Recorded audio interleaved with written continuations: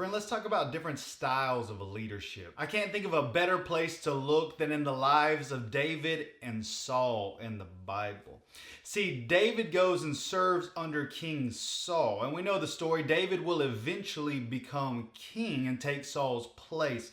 Well, I love this story through here because we can see two different styles of leadership. You have Saul's style of leadership, which is very narcissistic, all about politics, a show, position, trying to cover things up to look good. And then you have the Davidic style of leadership, where David was very humble. He was open, he was raw and real before the Lord and before others. He was a powerful warrior and a really strong leader. See, when David goes and serves in the army under Saul, the people are chanting and they're saying, man, Saul's killed his thousands, but David his 10,000.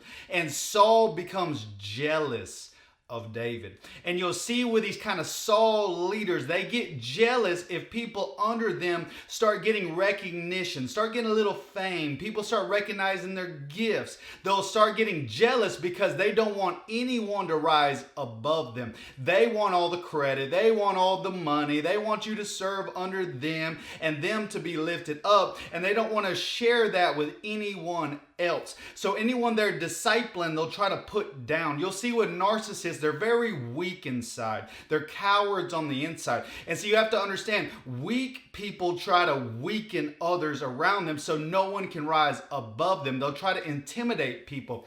But strong, powerful, secure leaders will push power into those around them. If you're around someone who's strong and powerful, you'll feel it. They'll stir up your gifts. They'll tell you to go after the dreams God's put in you. They'll push you to go after your dreams because genuine leaders raise up other leaders. But weak leaders make it all about them. They will weaken everyone around them so no one leaves their church or business. No one can level up to them. No one can take their place because it's all about them. They're that hireling. It's all a hired man. It's all a show. It's all about them. But a good shepherd lays down his or her life for the sheep, to elevate the sheep, to wash your feet, to push you to go forward faster. You can always tell when you get in a cultic environment because they don't want anyone leaving. They'll try to get in your head and say, if you leave this church, all these bad things are going to happen to you and you won't make it, or you can't go into your ministry unless I tell you you can go.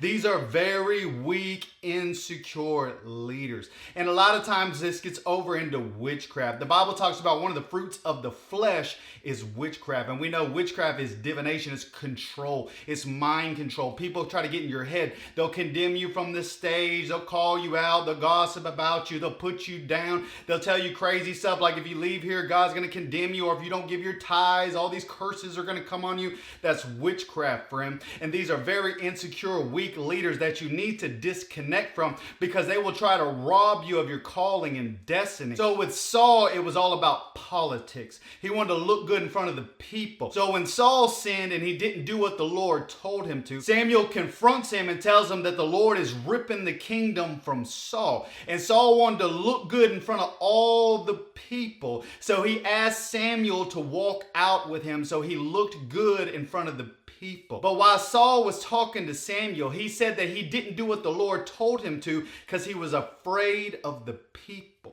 It's all politics, trying to look good, trying to cover up. It's all mask. Everyone's smiling, but something's wrong when you go into churches like this or businesses like this. You're like, something's off. Everyone's smiling, but it seems very fake. It seems like people are covering things up. You know, like the elephant's in the room and nobody wants to discuss it. These are these kind of narcissistic leaders. They try to look good in front of everyone. Well, because Saul was all about politics and he pleased the people and he wanted Samuel to walk out with him so he could try to keep face, God ripped the kingdom from Saul and he gave it to David. See, David, on the other hand, was very humble before the Lord. When he messed up, he would confess his sins to God. He didn't try to cover it up. He was very raw and open and real. I've heard it said that God will put you with a Saul to get the Saul out of you. So God put David with Saul to teach David how not to be a leader. So David saw this jealousy and politics and covering up and narcissism with Saul. So David was a total opposite.